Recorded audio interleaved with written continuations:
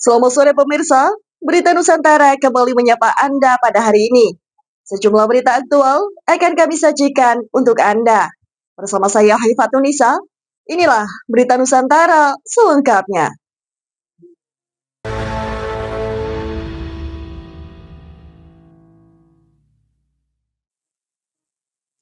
Informasi yang pertama pemirsa, berbagai cara dilakukan untuk mengajak masyarakat taat membayar pajak. Di Desa Jedong Cangkring, Sidoarjo, Jawa Timur, warga menggelar lomba musik patrol dan tarian budaya dengan pesan ajakan taat pajak. Beginilah suasana lomba musik patrol di Desa Jedong Cangkring, Sidoarjo. Warga berkreasi menampilkan musik patrol yang dikolaborasikan dengan tarian serta kostum budaya yang unik. Tak sekadar hiburan, para peserta juga diwajibkan menyanyikan lagu dengan lirik ciptaan sendiri. Isinya berisi pesan moral dan ajakan agar masyarakat disiplin membayar pajak. Patrol ini mempunyai kaitan juga untuk menjaga keamanan di Desa Jedong Cangkring, ya. Walaupun kalau kita perhatikan situasi sekarang itu aman, tapi dengan adanya musik patrol itu juga memberikan warna tersendiri, ya, bagi seniman-seniman. Dapat kita perhatikan bagaimana, ya, eksis dari adik-adik kecil-kecil sampai yang tua ikut meramaikan lomba musik patrol pada malam hari ini. Selain sebagai upaya melestarikan kesenian tradisional, lomba musik patrol ini juga menjadi ruang ekspresi bagi seniman lokal. Harapannya, lewat cara kreatif seperti ini, masyarakat semakin sadar pentingnya membayar pajak untuk pembangunan desa. Dengan cara unik ini, pesan taat pajak diharapkan lebih mudah diterima masyarakat, sekaligus menjadi tradisi musik patrol tetap lestari. Muhammad Aulad, Java TV, melaporkan.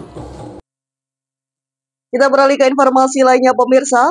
Pemerintah Kabupaten Situbondo, Jawa Timur, pada tahun anggaran 2025, dikabarkan akan membangun tempat pengelolaan sampah dengan konsep reduce, reuse, dan recycle atau TPS 3R sebagai upaya dalam mengurangi volume sampah sebelum dikirim ke TPA. Hal tersebut diungkap oleh Kepala Dinas Lingkungan Hidup Kabupaten Situbondo, Ahmad Yulianto dalam keterangannya pada Minggu 7 September lalu. Ahmad menyatakan bahwa TPS 3R baru tersebut nantinya akan dibangun di kawasan Kecamatan Panarukan. Selanjutnya, pada tahun anggaran 2026, TPS 3R nantinya akan dibangun di beberapa tempat serta lahan pembangunan pengelolaan sampah tersebut merupakan milik pemerintah daerah setempat. Nantinya, tempat TPS 3R diharapkan dapat menjadi nilai tambah bagi masyarakat. Lebih jauh, Yulianto menyebut bahwa produksi sampah di Kabupaten Situbondo hampir mencapai 150 ton per hari. Untuk itu pemerintah daerah terus melakukan aksi bersih-bersih sampah bersama masyarakat, serta mengedukasi pentingnya memilah sampah. Java TV melaporkan. Kita beralih ke Surabaya pemirsa, sebanyak 57.000 lebih supporter tim nasional sepak bola Indonesia menghadiri dua laga timnas Indonesia di Stadion Gelora Bung Tomo, Surabaya. Ada pula laga pertama Indonesia melawan Taiwan diselenggarakan pada hari Jumat 5 September lalu. Dalam laga ini, timnas berhasil mengajar tim tamu dengan skor telak 6-0. Dalam laga tersebut, jumlah supporter yang hadir di Gelora Bung Tomo diperkirakan sebanyak 24.000 orang. Sementara itu, laga kedua timnas yakni melawan Libanon dilaksanakan pada hari Senin 9 September lalu. Namun sayang, tidak seperti laga timnas sebelumnya. Melawan Libanon, skuad Garuda harus berbagi skor 0-0 dengan tim tamu. Dalam laga ini, tercatat sebanyak 27.000 penonton hadir dalam laga ini. Wali Kota Surabaya Eri Cahyadi dalam keterangannya mengucapkan rasa terima kasih karena Surabaya telah dipilih menjadi lokasi pertandingan timnas. Ia juga berharap agar kedepannya Surabaya selalu mendapat kepercayaan dari PSSI untuk menyelenggarakan pertandingan timnas di masa mendatang. Java TV melaporkan. Panitia khusus atau Pansus Hak Angket DPRD Pati, Jawa Tengah secara tegas mengabaikan permintaan Bupati Pati, Sudewo agar tidak memperburuk citra kepemimpinannya dengan mengungkit permasalahan lainnya. Dalam keterangannya pada Sabtu 6 September lalu, Ketua Pansus Hak Angket DPRD Pati, Teguh Bandang Waluyo menyebut bahwa terdapat 22 poin aspirasi rakyat Pati yang dilaporkan kepada DPRD Pati. Lalu pihaknya menyaring menjadi 12 poin. Selain itu, Teguh menambahkan rapat Pansus Hak Angket tak hanya membahas pajak yang dinaikkan Bupati saja. Namun 12 poin yang sebelumnya disampaikan oleh masyarakat Pati juga turut diproses oleh DPRD Pati. Tak hanya itu, Teguh juga menambahkan bahwa tujuan dari Pansus Hak Angket Pati adalah untuk mendalami poin-poin aspirasi yang disampaikan oleh masyarakat dalam aksi demo pada 13 Agustus lalu.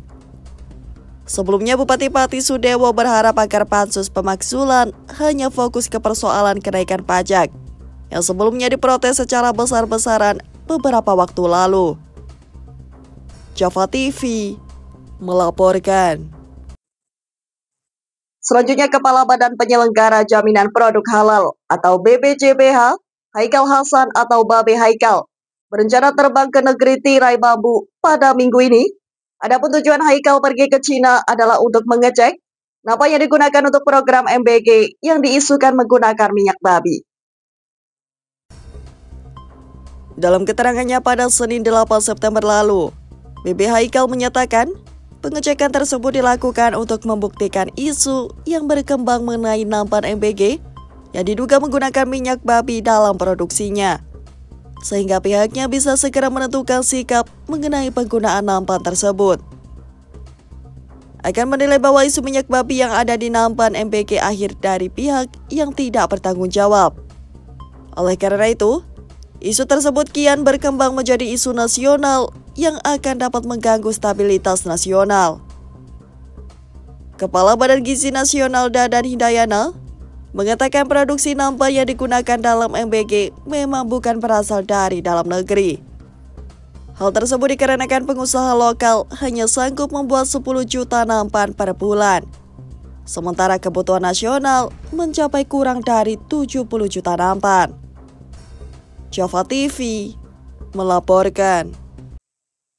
Beralih ke kabar selanjutnya, pemirsa, aksi unjuk rasa yang berujung ricuh di beberapa tempat di Indonesia, tak terkecuali di Surabaya, melahirkan gerakan baru di Kota Pahlawan.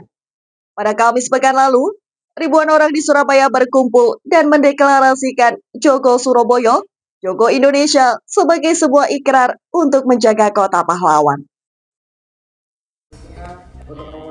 Sebanyak 9.000 warga Surabaya dari berbagai latar belakang dan organisasi masyarakat seperti PCNU, Muhammadiyah, Walubi, LDII, Karang Taruna, Pemuda Pusura, Pemuda Pancasila, Maluku Satu Rasa, BEM Universitas, Madura Asli, Pramuka, Komunitas Ojol, hingga para ketua Satgas Kampung Pancasila menghadiri deklarasi.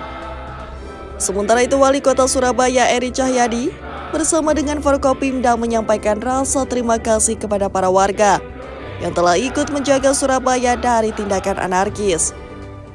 Selain itu, Eri juga yakin dengan kekuatan agama, kebersamaan, dan Pancasila, warga Surabaya bisa melindungi kota dari berbagai gangguan yang akan muncul. Lebih jauh, Eri menyerukan agar Surabaya bangkit kembali. Ia mengajak kepada para warga agar kembali berdagang, membuka usaha, serta berkegiatan seperti sedia kala. Di akhir, Eri mengapresiasi aksi spontan para warga yang menjaga kampungnya dari kerusuhan yang terjadi beberapa waktu lalu. Java TV melaporkan. Beralih ke UMKM, Bank BRI memberikan dukungan kepada pelaku usaha mikro kecil dan menengah atau UMKM Bumbi yang berhasil membuat inovasi popok yang ramah lingkungan serta bisa digunakan kembali. Adapun inovasi Bumbi lahir dari keprihatinan atas pencemaran Sungai Berantas yang kerap dipenuhi sampah plastik sekali pakai. Dalam keterangannya, pendiri Bumbi Celia Siura mengatakan bahwa popok sekali pakai menjadi penyumbang terbesar sampah plastik rumah tangga. Hal tersebut dikarenakan praktik pembuangan yang kurang tepat masih sering dijumpai. Oleh karena itu, Celia merancang sebuah popok kain katun yang diklaim kotoran dari popok tersebut bisa dicuci menggunakan deterjen biasa, sehingga mengurangi sampah yang dihasilkan dari popok bayi. Sementara itu, Bank BRI melalui Corporate Secretary BRI dan ia mengatakan bahwa pihaknya secara konsisten mendukung UMKM agar menghasilkan solusi yang berkelanjutan. Menurutnya, Bumi merupakan contoh dari dukungan yang tepat bagi UMKM dapat berkembang menjadi gerakan yang memberikan manfaat. Java TV melaporkan. Beralih ke informasi lainnya, Badan Gizi Nasional atau BGN mengaku bahwa pihaknya belum mengeluarkan sepeser rupiah dari anggaran pendapatan dan belanja negara atau APBN yang digunakan untuk membangun ribuan dapur MBG atau mengimpor nampan MBG. Dalam keterangannya pada Senin 8 September lalu di Jakarta, Kepala BGN Dadan Hindayana menyebut bahwa saat ini BGN memiliki 7.475 satuan pelayanan pemenuhan gizi atau SPBG di seluruh tanah air. Namun pembangunan SPBG tersebut menggunakan uang mitra, bukan uang negara. Selain itu, Dadan juga menyebut bahwa sebanyak 10.000 SPBG antri untuk menjadi mitra pemerintah. Untuk itu, Dadan mewanti-wanti kepada calon mitra agar menyiapkan lokasi pembangunan SPBG tersebut. Dalam keterangannya, Dadan juga menyinggung perihal nampan yang digunakan untuk MBG. Dalam hal ini, Dadan mengklaim bahwa anggaran yang disiapkan BGN belum dikeluarkan sama sekali untuk pengadaan nampan tersebut. Dadan menyebut, pembelian nampan juga melalui pihak mitra, bukan BGN langsung. Java TV melaporkan. Kabar terakhir pemirsa, peringatan Maulid Nabi Muhammad SAW di Dusun Widoyoko, Desa Kamulan, Kecamatan Durenan, Kabupaten Trenggalek berlangsung meriah. Warga setempat kompak menggelar warung makan gratis yang disediakan secara swadaya yang disambut antusias oleh masyarakat sekitar. Berbagai menu disajikan untuk warga tanpa dipungut biaya, mulai dari nasi goreng, sempal, bakso, es campur, hingga makanan ringan lainnya. Suasana penuh kebersamaan terasa di sepanjang area. Terlihat dari ramainya pengunjung dari berbagai kalangan. Salah seorang pengunjung, Lia, mengaku senang dengan adanya warung makan gratis ini. Dengan diadakannya makan gratis ini, kami semua sangat senang. Semoga setiap tahun diadakan lagi, sangat membantu. Soalnya pas lapar, Pak. Tidak makan, jadi nambah banyak. Menunya enak-enak. Pertama tadi baksonya enak. Terus yang kedua nasi goreng. Nasi gorengnya kurang asin tapi enak. Terus bentalnya enak. Terus dawetnya juga enak. Terus yang terakhir es campur enak ya. Sementara itu, salah satu penyedia warung makan gratis, Farida, mengungkapkan rasa syukur karena acara berjalan lancar. Kami menyediakan es campur dan ada gorengan, ada camilan lain. Terima kasih atas kunjungannya dan semoga di tahun depan kami bisa mengikuti acara lagi dan bisa berbagi lagi. Selain warung gratis, suasana peringatan Maulid Nabi juga dimeriahkan hiburan musik dangdut yang membuat acara semakin meriah. Kegiatan ini menjadi wujud nyata semangat gotong royong warga Dusun Widoyoko, serta mempererat tali silaturahmi dalam suasana religius dan penuh sukacita. Andi Setiawan, Java TV, melaporkan. Baik pemirsa, Informasi tadi sekaligus menjadi penutup perjumpaan kita hari ini. Saya Hefatunisa dan segenap tim redaksi yang bertugas pamit undur diri. Selamat sore, salam berita Nusantara.